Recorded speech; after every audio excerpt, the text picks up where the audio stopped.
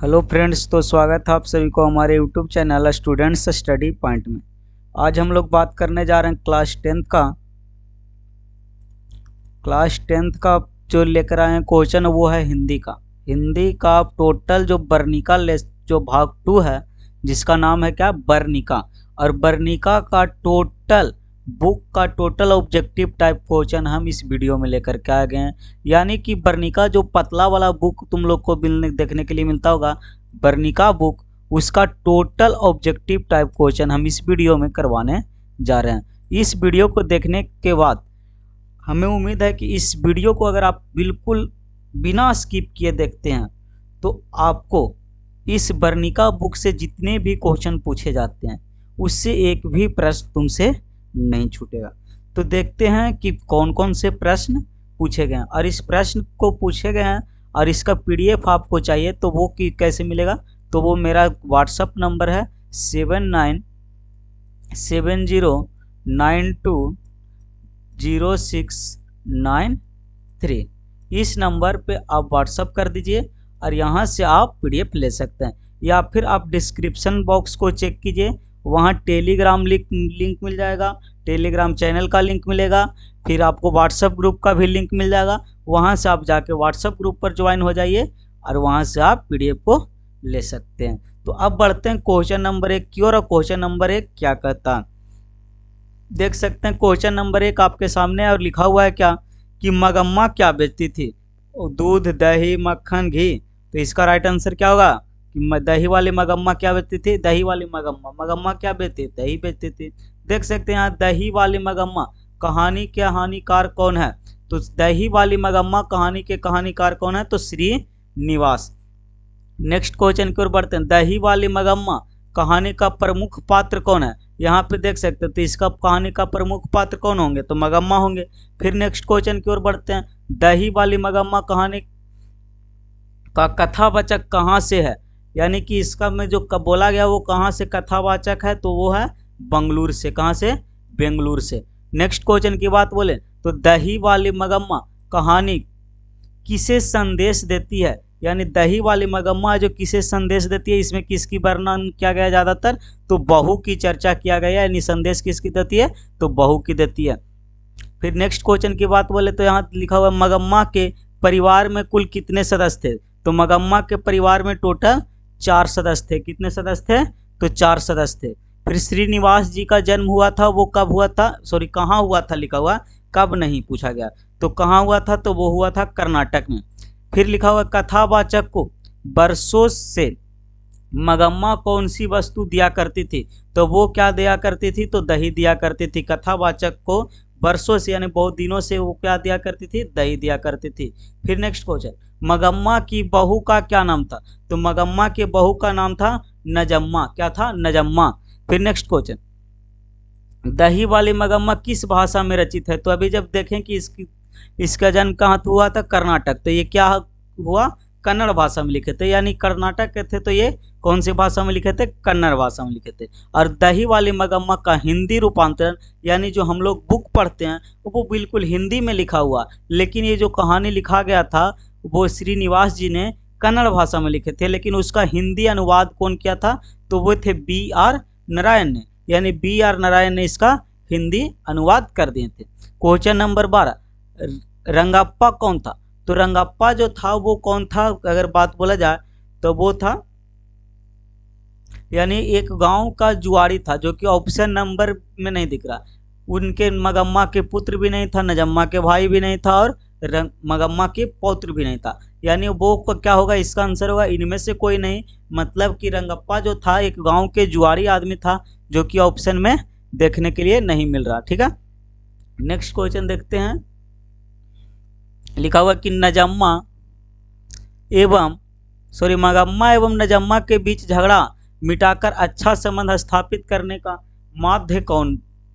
माध्यम कौन था, यानी कि जब बहू और सास के बीच लड़ाई हुई थी, यानी मगम्मा और नजम्मा के बीच में क्या हो गया था, बीच में झगड़ा हो गया था, और उस झगड़ा को मिटाने के लिए कौन सबसे अच्छा इसमें दिखाया गया, तो था मगम्मा के पोता।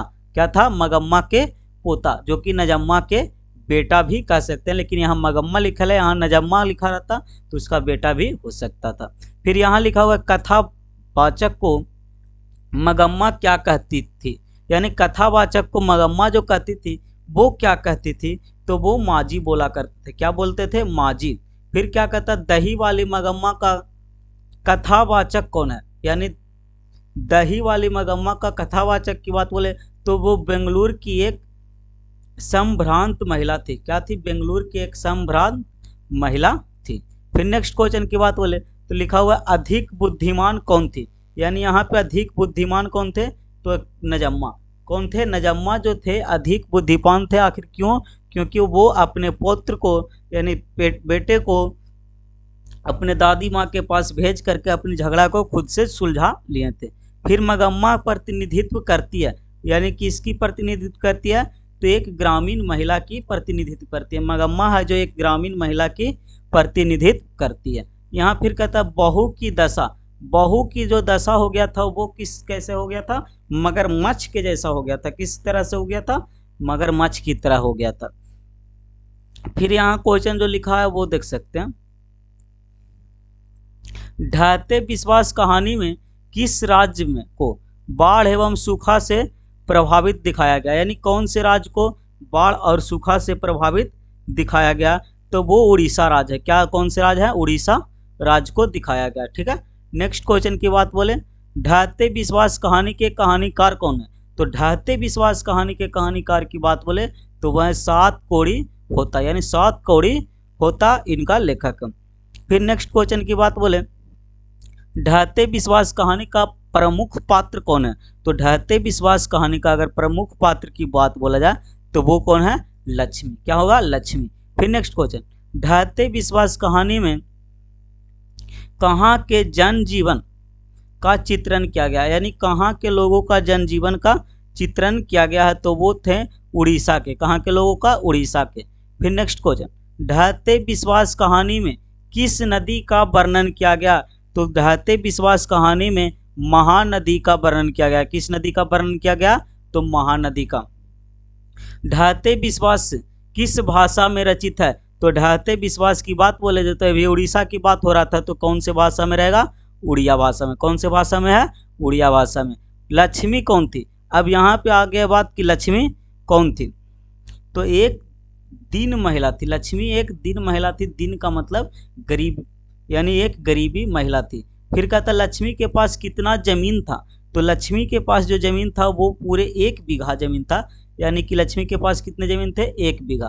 फिर कहता ढहते विश्वास कहानी किस राज्य की प्राकृतिक आपदा पर आधारित है, यानी ढहते विश्वास कहानी किस राज्य की प्राकृतिक आपदा पर आधारित है, तो उड़ीसा राज्य के। किस राज्य के? उड़ीसा राज्य।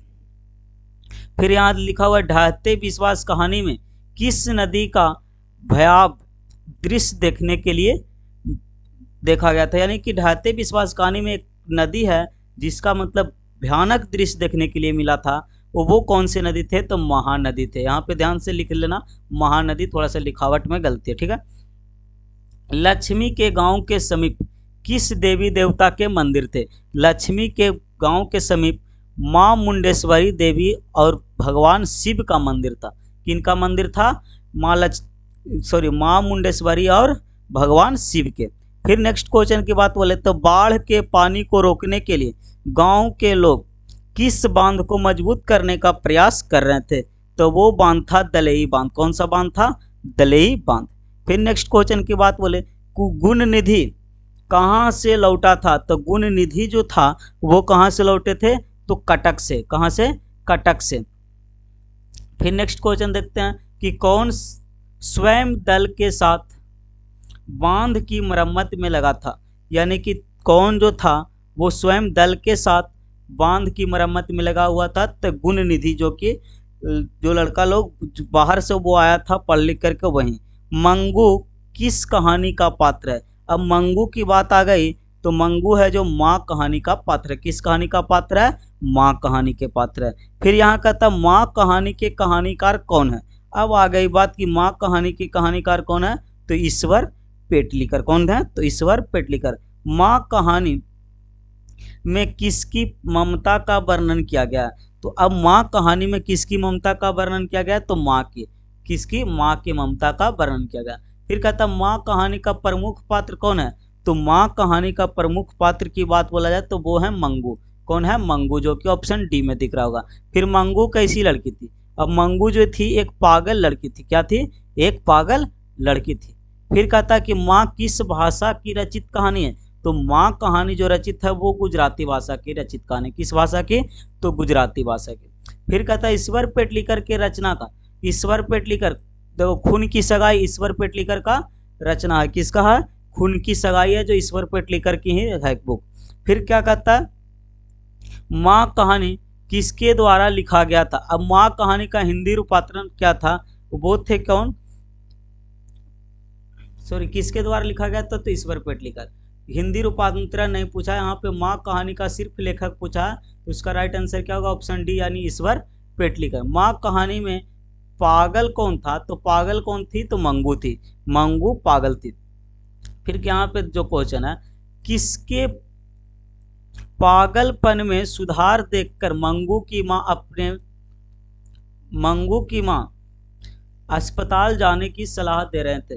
यानी कि कहता कि किसी कोई पागल व्यक्ति जो था वो मतलब हॉस्पिटल में जाने के बाद, अस्पताल में जाने के बाद, वहाँ से आने के बाद उसमें कुछ सुधार देखने के लिए मिला था, तो वो मंगू को भी हॉस्पिटल में भेजने का की सलाह लिए थे। तो वो थे कुसुम, उस लड़की का क्या नाम था, कुसुम, जो कि हॉस्पिटल से, अस्पताल से कुछ ठीक होकर के आया था। फिर कहता मंगू की उम्र कितना वर्ष की थी, तो मंगू की उम्र टोटल 12 वर्ष का था। कितना वर्ष का, मंगू की उम्र टोटल 12 वर्ष। मंगू की माँ के कितने पुत्र थे, तो मंगू के माँ के पूरे 2 पुत्र थे। कितने पुत्र, 2 पुत्र थे। फिर कहता मंगू जिस अस्पताल में भर्ती होता वहाँ के कर्मचारी, अब जिस अस्पताल में मंगू भर्ती होता वहाँ का कर्मचारी है जो व्यवहार कुशल थे। क्या थे, व्यवहार के कुशल थे। फिर कहता कहानी का प्रधान पात्र क्या है, तो कहानी के प्रधान पात्र की बात बोला जाए तो वो कौन थे, तो माँ थे। पूरे कहानी का प्रधान पात्र की बात बोला जाए तो वो क्या है, माँ है। फिर यहाँ जो क्वेश्चन आया, इस तरह पागल पुत्री को तो माँ ही पाल सकती है, यह किसका उक्ति है। यानी कौन कहे थे कि इस तरह पागल पुत्री को माँ ही पाल सकते, तो समाज के लोगों का युक्ति था, यानी समाज के लोगों का कहना था कि इस तरह क्या कहता है कि इस तरह माँ ही पाल सकता है, यानी पागल पुत्री को माँ ही पाल सकता है, ऐसा कहना था समाज के लोगों को। क्योंकि रियलिटी बात है कि माँ जब सेवा नहीं कर सकता तो कोई अस्पताल वाले कितना सेवा करेंगे, ये कहना था इसका। मंगू का पागलपन का रोग कब से था, यानी मंगू के जो पागलपन था वो क्या 6 वर्ष के बाद आया था, या जन्म से ही था, या 10 वर्ष के बाद आया था। तो जो मंगू का पागलपन था वो जन्मजात था, यानी जन्म से ही वो पागल थी। फिर क्वेश्चन नंबर 48 देखते, यहाँ पे माजी लिखा हुआ है बाबू। माजी में मंगू को अस्पताल, माजी ने मंगू को अस्पताल में भर्ती कराने के बाद क्या परिवर्तन हुआ, तो अब वहाँ पे परिवर्तन जो हुआ कि वो पागल हो गई। क्या, माजी ने मंगू को अस्पताल में भर्ती करने के बाद उसमें क्या परिवर्तन दिखा, कि वह भी पागल हो गए, यानी उनकी माँ भी सोच सोच कर पागल हो गई थी। पपाती किस रोग से ग्रसित थी, अब पपाती जो थी उसको कौन सा रोग था बाबू, तो वो था मेनिनजाइटिस। कौन सा रोग था, मेनिनजाइटिस। एक पपाती इस एक पात्र में है जिसका क्या कहते हैं, नगर पात्र में, तो उसमें पपाती का वर्णन किया गया जो कि कह सकते हो वो मेनिनजाइटिस रोग से ग्रसित था। नगर कहानी का कहानीकार कौन है बाबू, अब नगर कहानी की कहानीकार की बात बोले तो वो थे सुजाता। क्या थे, सुजाता। फिर कहता नगर कहानी का प्रमुख पात्र कौन है, तो नगर कहानी का प्रमुख पात्र की बात तो बोले तो वो थे पपाती। कौन थे, पपाती थे। फिर नेक्स्ट क्वेश्चन की बात कर ले तो देख सकते हैं, नगर कहानी में किस नगर का वर्णन किया गया। अब नगर कहानी में कौन से नगर का वर्णन किया गया था, तो मदुरै नगर की वर्णन किया गया था। फिर नेक्स्ट की बात बोले तो बल्ली अम्मा की पुत्री कौन थी, अब बल्ली अम्मा की पुत्री कौन थी, तो बल्ली अम्मा की पुत्री ही पपाती थी, यानी पपाती की किसकी पुत्री थी, तो बल्ली अम्मा की पुत्री थी। नेक्स्ट क्वेश्चन, सुजाता का वास्तविक नाम क्या है? तो यहाँ पे देख सकते के रंगराजन लिखा हुआ है, एस रंगराजन लिखा हुआ है, जी रंगराजन लिखा हुआ है, आर रंगराजन। यहाँ पे टोटली सेम लग रहा, लेकिन इसका राइट आंसर क्या होगा? एस रंगराजन। क्या होगा? एस रंगराजन। इसका राइट आंसर ऑप्शन बी हो जाएगा। तो दोस्तों अगर चैनल पे नए हो तो चैनल को प्लीज एक बार सब्सक्राइब कर दें, लाइक करें और अपने सारे दोस्तों के पास शेयर करें। अभी तक तो ये भी 55 क्वेश्चन ही किए हैं, टोटल इसका क्वेश्चन लेकर के आए जो कि टोटल 80 क्वेश्चन है। तो प्लीज एक बार तुम लोग क्या करोगे कि सभी इस वीडियो को शेयर कर देंगे, ज़्यादा से ज़्यादा अपने सारे दोस्तों के पास पहुंचा दे, ताकि वो भी अगर इस बार 10th का एग्जाम देने जा रहा है तो उसे भी हिंदी में कोई प्रॉब्लम ना हो। और इस चैनल के माध्यम से हिंदी ही सिर्फ नहीं, फिजिक्स, केमिस्ट्री, बायोस, टोटल यानी science, social science, Hindi, Sanskrit, total चीज़ मिल जाएगा बाबू यहीं पे, और वो भी बिल्कुल फ्री पीडीएफ के साथ आपको मिलने वाला। तो जल्दी से जल्द चैनल को सब्सक्राइब करें, बेल आइकन को प्रेस करें, लाइक करें, कमेंट भी करके जरूर बताएं कि आपको वीडियो कैसा लग रहा है। ठीक है, तो अब बढ़ते हैं क्वेश्चन नंबर नेक्स्ट को, कि सुजाता का जन्म कहाँ हुआ? तो अब बात बोले कि सुजाता का जन्म कहाँ हुआ था, तो वो हुआ था तमिलनाडु में। कहाँ हुआ था? तमिलनाडु में हुआ था। फिर कहता है सुजाता की लगभग कितनी कृति प्रकाशित हो चुकी है? अब सुजाता की कुछ कृति हुई थी प्रकाशित, वो कितना कृति हो चुका था? तो 25 से अधिक हो चुका था। कितना हो चुका था? 25 से ज्यादा कृति प्रकाशित हो चुका था। फिर नेक्स्ट क्वेश्चन कहता है कि नगर कहानी किस रचना से संकलित है? नगर कहानी किस रचना से संकलित है? तो वो है आधुनिक तमिल कहानी से। किससे? आधुनिक तमिल कहानी से। फिर नेक्स्ट क्वेश्चन देखते हैं यहां से कि के ए जमुना द्वारा अनुदित रचना है। तो अब के एन जमुना जो है वो नगर कहानी के लेखक तो नहीं है, लेकिन नगर कहानी जो लिखा गया था वो उसका हिंदी रूपांतरण किसने किया था? तो के ए जमुना। इसका जो लेखक था वो कौन था? देख सकते हैं यहाँ पे अभी बता रहे थे कि सुजाता इसका लेखक है, लेकिन सुजाता इस कहानी को तो लिखे थे बट वो हिंदी में नहीं था, तो उसका हिंदी रूपांतरण किसने किया था? तो वो हिंदी रूपांतरण करने वाले कौन थे? के ए जमुना। फिर यहाँ कहता नगर कहानी में संदेश दिया गया। अब नगर कहानी में क्या संदेश दिया गया? तो नारियों को शिक्षित होना आवश्यक है। यानी नगर कहानी अगर पढ़ते हैं तो इसमें आपको मिलेगा कि एक संदेश दिया गया कि नारियों को शिक्षित होना आवश्यक है। अब यहाँ देखते हैं पपाती। यहाँ पे पपाती कौन थी? अब पपाती जो थी देख सकते हैं बल्ली अम्मा की बहन थी, कि भतीजी थी, कि पुत्री थी या पोती थी? तो बल्ली अम्मा की क्या थी? पुत्री थी। ऑप्शन सी इसका राइट होने वाला। फिर क्वेश्चन नंबर 62 की बात बोले तो पपाती अस्पताल में भर्ती क्यों नहीं हो पाई? तो पपाती जो थी अस्पताल में भर्ती क्यों नहीं हो पाई? तो इसका जो राइट आंसर क्या होगा? वो होगा बल्ली अम्मा की अशिक्षा के कारण। यानी पपाती जो अस्पताल में भर्ती तो होती, बट बल्ली अम्मा की अशिक्षा के कारण वो शिक्षित नहीं थी, जिसके कारण वो वहाँ अस्पताल में भर्ती नहीं कर पाई। इसीलिए इसमें एक संदेश दिया जाता कि हर एक नारी को शिक्षित होना चाहिए। फिर कहता बड़े डॉक्टर साहब पपाती के संदर्भ में क्या आदेश दिया करते थे? यानी क्या आदेश दिए थे? तो वो आदेश दिए थे कि अस्पताल में भर्ती कराने हेतु।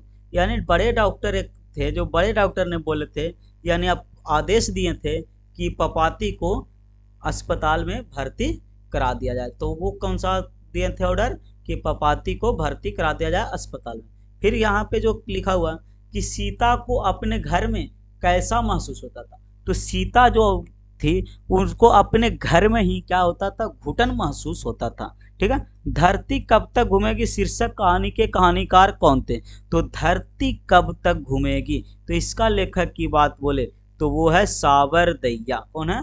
सावरदैया। धरती कब तक घूमेगी कहानी का मुख्य पात्र की बात बोला जाए तो वो कौन है? तो धरती कब तक घूमेगी उसका मुख्य पात्र है सीता। क्या है? सीता। धरती कब तक घूमेगी कहानी कहाँ की कहानी है? अब धरती कब तक घूमेगी कहाँ की कहानी है? तो राजस्थान की कहानी है। कहाँ की? राजस्थान की कहानी है।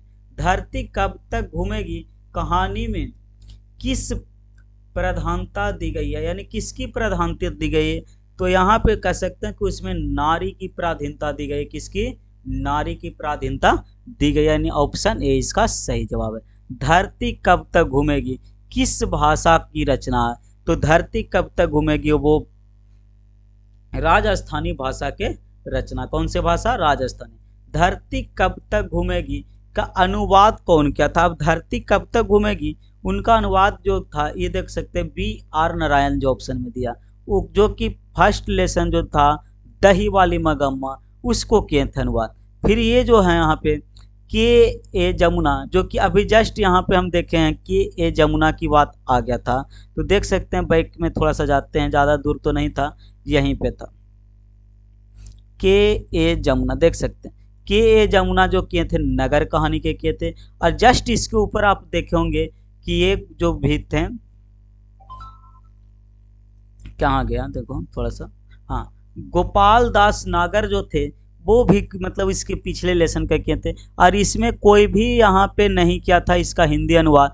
धरती कब तक घूमेगी इसका हिंदी अनुवाद कोई भी नहीं किया था, बल्कि इसके लेखक खुद से धरती कब तक घूमेगी को हिंदी में भी अनुवाद किए थे। और इसका लेखक कौन थे, कोई बता सकता? तो इसका लेखक कौन थे? सावरदैया, जो कि खुद से इसका हिंदी अनुवाद किए थे। फिर कहता धरती कब तक घूमेगी संकलित है। अब धरती कब तक घूमेगी किससे संकलित है बाबू, तो वो संकलित है आधुनिक भारतीय साहित्य से। किससे? आधुनिक भारतीय साहित्य, जो कि सॉरी एक सेकंड, समकालीन हो, आधुनिक नहीं, समकालीन भारतीय साहित्य से थे। ठीक है, ऑप्शन ए इसका सही जवाब होगा। फिर कहते हैं सीता घर छोड़कर क्यों चली गई, क्योंकि सीता को क्या हुआ था, सीता के 4 बेटे थे, जो कि क्या बोला गया कि चारों मिलके 50-50 रुपया दे देंगे। ऐसा सुनने के बाद वो सीता घर छोड़कर जाने लगे कि घर में एक भिखमंगी की तरह नहीं रह सकते हैं, इसीलिए घर छोड़कर जाने लगे। सीता के कितने पुत्र थे? अभी जस्ट हम बोले कि सीता के कितने पुत्र, टोटल 3 पुत्र थे बाबू। सीता के टोटल 3 पुत्र थे। यही 3 पुत्र में जब झगड़ा हुआ तो बोला क्या कि 50-50 रुपये तीनों मिल करके दे दिया कर देंगे, और माँ के लिए 50-50 रुपया यानी 150 रुपया में वो खुद खा लेगी। तो ऐसा लगा उनको कि हम भीख ले रहे हैं, तब वो घर छोड़ करके जाने लगे थे। सीता के बड़े लड़के का क्या नाम था, तो सीता के बड़े लड़के का नाम था कैलाश। क्या नाम था? कैलाश। फिर लिखल अर्धधाविक्षिप्त की अवस्था किसकी थी, तो अब ये जो है वो किसकी थी, तो वो सीता की थी। ये घर में वैसा लग रहा था, अर्धधाविक्षिप्त की अवस्था बन गई थी किसका, तो सीता की। कैलाश की पत्नी का नाम बोला जाए तो कैलाश की पत्नी का नाम क्या था? राधा। क्या था? राधा, कैलाश की पत्नी का नाम था। फिर कहता कैलाश की माँ यानी कि सीता को कितने रुपये प्रति माह देने की कहा गया था, तो 50-50 रुपये देने की बात बोला गया था, अभी जस्ट बताएं। फिर यहाँ देख सकते हैं किसके भीतर आंसू का समुद्र भर गया। अब किसके भीतर है जो आंसू का समुद्र भर गया था, तो वो सीता के भीतर। किनके भीतर? सीता के भीतर। जब बंटवारा की बात आई थी, 50-50 रुपये की बात आई थी तब। फिर कहता सीता कितने कितने दिन एक लड़के के पास रहती थी, तो सीता कितने कितने दिन एक लड़के के पास रहती थी, तो 1-1 महीना। अब जब वो 50-50 रुपये बात से सहमत नहीं हुई, तो बोला गया कि 1 महीना आप मेरे पास रही, 1 महीना अगले के पास रही, और 1 महीना अगले के पास रही, यानी तीनों भाइयों में बंटवारा हुआ, तीनों 1-1 मंथ रखा करते थे। अब देख सकते हैं क्वेश्चन नंबर 80, सीता अपने को मानती थी। अब सीता अपने को क्या मानती थी, तो एक बिल्कुल भिखारिन, अभी जस्ट बोले थे कि वो अपने घर में एक भिखारिन की तरह मानती थी। अब देखिए, अब यहाँ पे बात है कि सीता अपने घर में ही भिखारिन की तरह मानती थी। तो अब बता सकते हैं टोटल इसमें से 80 क्वेश्चन हम लेकर के आए हैं। अब यहाँ पे बात बोला जाए बाबू कि वर्णिका जो पतले वाले बुक है उसका टोटल ऑब्जेक्टिव क्वेश्चन हम लेकर के चले आए, इससे बाहर एक भी क्वेश्चन उससे नहीं पूछेगा। 80 जो देख लिया एक वीडियो पूरी तरह से अगर देखता बिना स्किप किए, तो 100% उसको हिंदी में कोई भी प्रॉब्लम नहीं होगा। 100 में 100 लाने की गारंटी हम दे सकते हैं। बिल्कुल 95% रिजल्ट आपको मिल सकता है अगर इसको आप पढ़ते हैं तो। और इसका पीडीएफ चाहिए तो आप बिल्कुल फ्री में ले सकते हैं। आपको कॉन्टैक्ट नंबर मेरा डिस्क्रिप्शन बॉक्स में मिलेगा, व्हाट्सएप ग्रुप भी मिलेगा, टेलीग्राम को, वहाँ से आप ज्वाइन होइए और पीडीएफ को बिल्कुल फ्री में लीजिए बिना पेमेंट के। कोई भी पेमेंट आपको नहीं मिल रहा और हर एक विषय का मिलेगा, physics, chemistry, bio, Hindi, English, total विषय का आपको मिलने जा रहा है पीडीएफ। चाहे क्लास 10th हो या 12th, हर एक स्टूडेंट्स को हर एक पीडीएफ को मिलेगा और वो भी फ्री में मिलने वाला है बाबू। तो अगर चैनल पे नए कोई भी स्टूडेंट्स जुड़ते हैं तो चैनल को सब्सक्राइब करना ना भूलें, क्योंकि आपको बिल्कुल फ्री में और इतने बढ़िया ढंग से नोट्स आपको देने वाले हैं। तो आप इसको जल्द से जल्द मतलब कि शेयर करिए और ज़्यादा से ज़्यादा स्टूडेंट्स को जोड़ सकते हैं, ठीक है। तो अब हम मिलेंगे नेक्स्ट वीडियो में आप लोग के साथ, तब तक के लिए बाय बाय, टेक केयर। और वीडियो को ज़्यादा से ज़्यादा शेयर करें, इससे ज़्यादा हम तुम लोग से कुछ नहीं बोल सकते हैं बाबू। और 1 रुपया पेमेंट की ज़रूरत नहीं, सिर्फ वीडियो को शेयर कीजिए, अपने दोस्तों को ऐड कीजिए, बस आप लोग का प्यार और सपोर्ट बना रहे तो बिल्कुल आप लोग के लिए इससे भी मज़ेदार वीडियो हम लेकर के आएंगे। और एक बार कमेंट बॉक्स में ज़रूर बताएं कि मेरा वीडियो जो आपको कैसा लगा, ठीक है। फिर मिलते हैं नेक्स्ट वीडियो में, तब तक के लिए।